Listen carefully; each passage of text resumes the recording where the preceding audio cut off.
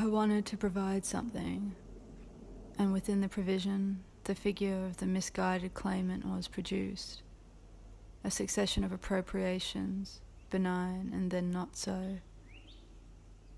4 pine trees sit on the train carriage with their backs to me Thursday night.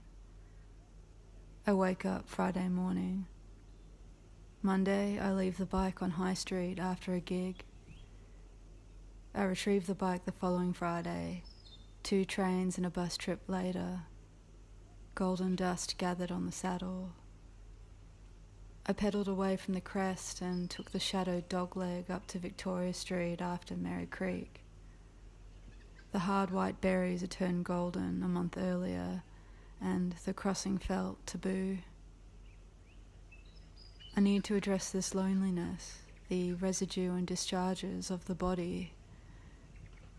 The aforementioned claimant is made of a concoction of dried sweat, moisturizer, sunscreen, deodorant, lotions, bodily oils, essential oils, peeling skin, and cuttings.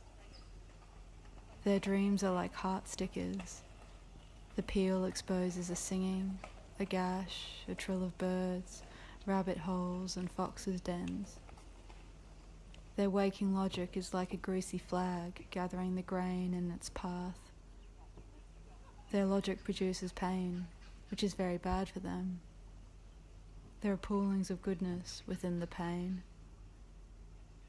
Redemption is a sought inevitability, hunted treasure.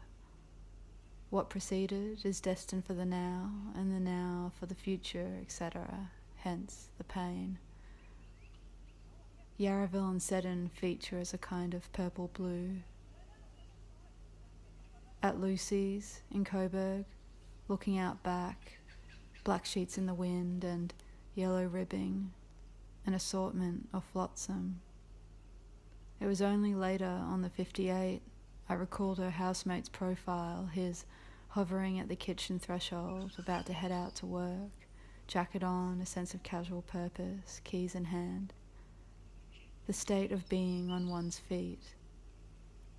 Michel Serres, in his book Malfeaseance, Appropriation Through Pollution, contextualizes the ability to cope with daily life and standing on your own feet as a kind of intermittent state, pre and post the collapse.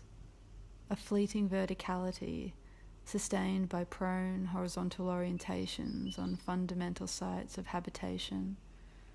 The original, room, the final, grave, and a third site, uncanny in its quotidian simulation of the original final, the bed, the place to be born and die, but also to sleep, copulate, be ill, rest, dream.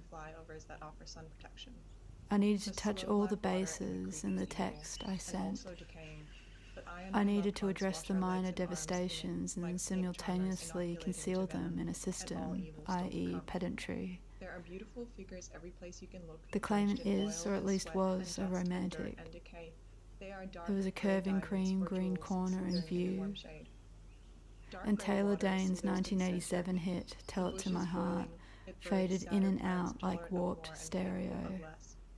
And throughout, then and now, I was thinking about an impression of a lost object, and I was numbed and heavy with atmosphere.